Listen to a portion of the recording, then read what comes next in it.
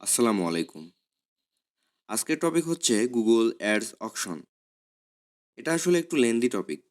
তাই এটাকে আমি কয়েকটা ভিডিওর মাধ্যমে এক্সপ্লেন করার চেষ্টা করব। যেগুলো আপনারা আমার গুগল অ্যাডওয়ার্ড প্লেলিস্টের মধ্যেই ইজিলি পেয়ে যাবেন। তো অকশন বলতে যদি এক কথাতে বলি সেটা হচ্ছে আপনার অ্যাডসের যে বাজেট নির্ধারণ করা হয় সেটা। ডেইলি বাজেটও হতে পারে আবার লাইফ টাইম বাজেটও হতে পারে। তাছাড়াও প্রশ্নটা যদি এমন হয় যে অকশন কিভাবে কাজ করে তাহলে এর সাথে আরও অনেকগুলো কোয়েশ্চেন ইনক্লুড হয়ে যায়। যেমন অ্যাডস র্যাঙ্ক কীভাবে করে, অ্যাডসের কোয়ালিটি কীভাবে বাড়ানো যায়। এই টোটাল বিষয়গুলো নিয়ে আসলে গুগল অকশনটা কাজ করে। তো এই বিষয়গুলো নিয়ে স্টেপ বাই স্টেপ আমি টোটাল ডিসকাস করব। আজকে আমরা যে বিষয়টা জানবো সেটা হচ্ছে আপনি যখন গুগলে একটা অ্যাড রান করতে যাবেন তখন আপনার কী, কী বিষয়ের প্রয়োজন হবে। তো আর কথা না বলি সরাসরি স্ক্রিনে চলে যাচ্ছি।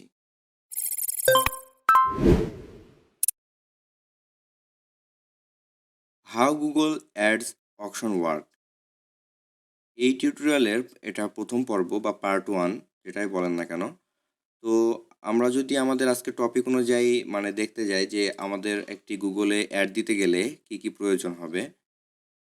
তো সেক্ষেত্রে আমরা এখানে প্রথমে দেখতে পাচ্ছি যে আমাদের একটা গুগলে অ্যাড অ্যাকাউন্ট লাগবে। তো আপনারা গুগলে অ্যাড অ্যাকাউন্ট কীভাবে তৈরি করবেন সেটা নিয়ে আমি টিউটোরিয়াল নিয়ে আসবো। সেখানে ইন ডিটেইল ভিডিও দেখাবো আপনাদের যে একটি গুগলে আপনি অ্যাড অ্যাকাউন্ট কীভাবে ক্রিয়েট করবেন। তো অ্যাড অ্যাকাউন্টের পরে যদি আমরা সেকেন্ড অপশন দেখতে পাই সেটা হচ্ছে আমাদের কিওয়ার্ড লাগবে। তো কিওয়ার্ড আসলে কি?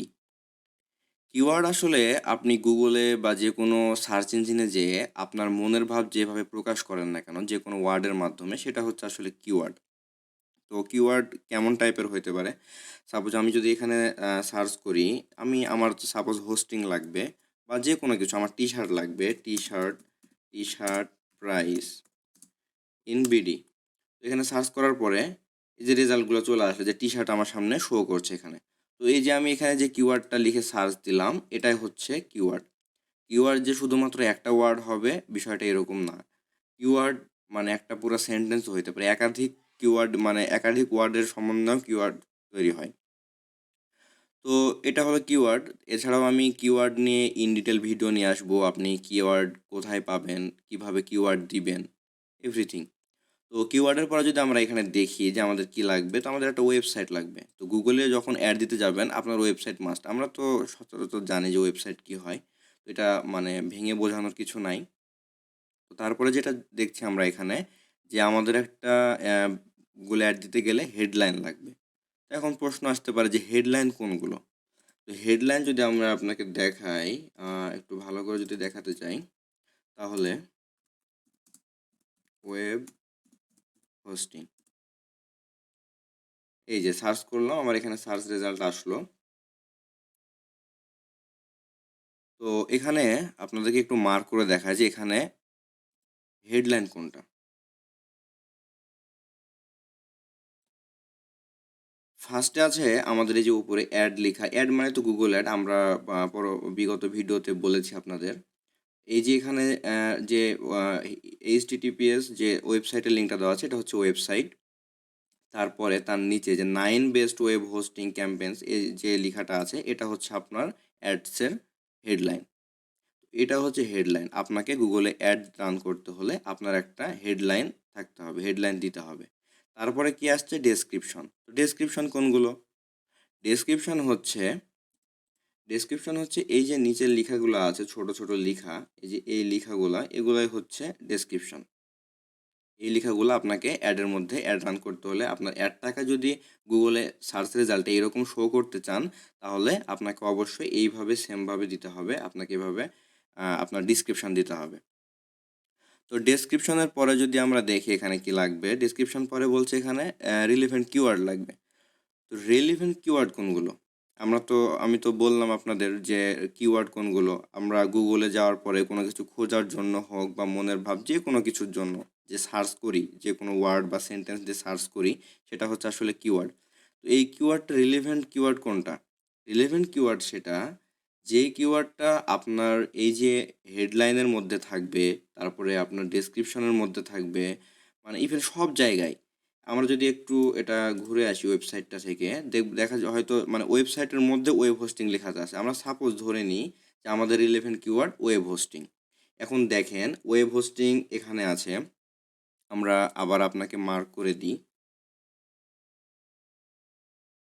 মার্ক করে যদি একটু দেখাই, এই যে দেখেন এখানে সাপোজ আমি ধরে নিলাম ওয়েব হোস্টিং। ওয়েব হোস্টিং এখানে আছে, আমাদের যে হেডলাইন আছে ওখানে আছে ২ বার ব্যবহার করছে ওরা।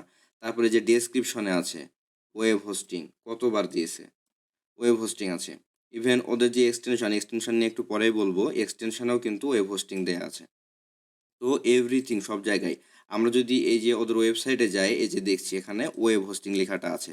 মানে এভরিথিং সব জায়গায় ওয়েব হোস্টিং যে কোনো একটা মানে কিওয়ার্ড, মানে একটা না একাধিক কিওয়ার্ডও হতে পারে, কিন্তু রিলেভেন্স থাকতে হবে। মানে কিওয়ার্ডগুলো আপনার হেডলাইন, ডেসক্রিপশন, এক্সটেনশন, মানে ওয়েবসাইট সব জায়গায় যে কিওয়ার্ডটাকে আমরা মানে একদম কম্বিনেশন করে যে দেওয়াটা হবে, সেটা হচ্ছে রিলেভেন্ট কিওয়ার্ড।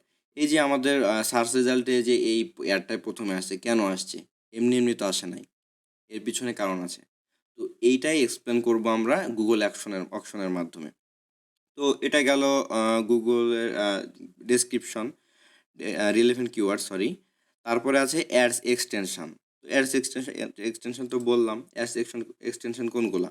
এই যে নিচের যে ইগুলো আছে, আমরা মার্ক করে দেখা আরেকবার আপনাদের। এই যে এখানে যে লেখাগুলো আছে, best web hosting deals, top web hosting reviews, 9 top rated hostings, এগুলো হচ্ছে এক্সটেনশন। এক্সটেনশন আসলে এখানে ক্লিক করলে কিন্তু আপনাকে ওয়েবসাইটের মধ্যেই নিয়ে যাবে।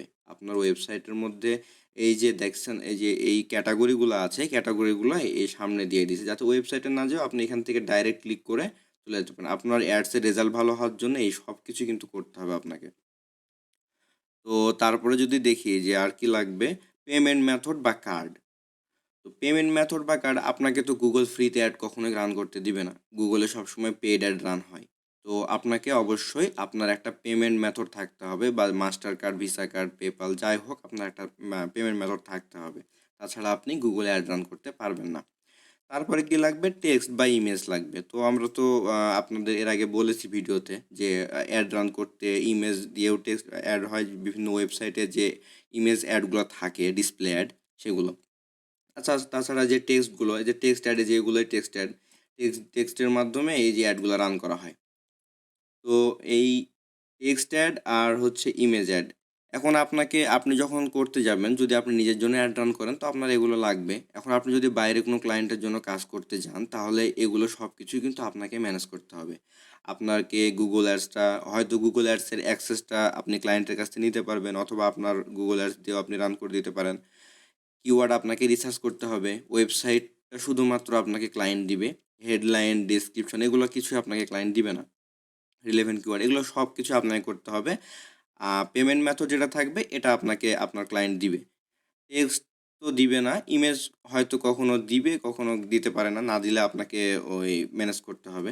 তো শুধুমাত্র এখান থেকে দেওয়ার মতো বলতে আপনাকে ওয়েবসাইটটা দিবে আর হচ্ছে পেমেন্ট মেথড, এই ২ টা জিনিস। আর গুগল অ্যাডসের আপনাকে মানে যদি ওর গুগল অ্যাডস মানে অ্যাকাউন্ট থেকে থাকে তাহলে আপনাকে অ্যাক্সেস দিয়ে দিবে। তো তারপরে আপনাকে অ্যাড রান করতে হবে। তো এই যে গুগল অ্যাডস দিতে ইন টোটাল এই জিনিসগুলো আপনার লাগবে, এগুলো থাকতে হবে। এগুলো না থাকলে আপনি গুগল অ্যাড রান করতে পারবেন না। আর যদি এগুলো আপনার থেকে থাকে, সবগুলো আপনি মানে আপনি ম্যানেজ করতে পারেন, তাহলে আপনি গুগলে খুব ইজিলি একটি গুগলে অ্যাড রান করতে পারবেন। তো আজকের ভিডিও এ পর্যন্তই। দেখা হবে পরবর্তী ভিডিওতে। সেই পর্যন্ত সকলে ভালো থাকবেন, সুস্থ থাকবেন। আল্লাহ হাফেজ।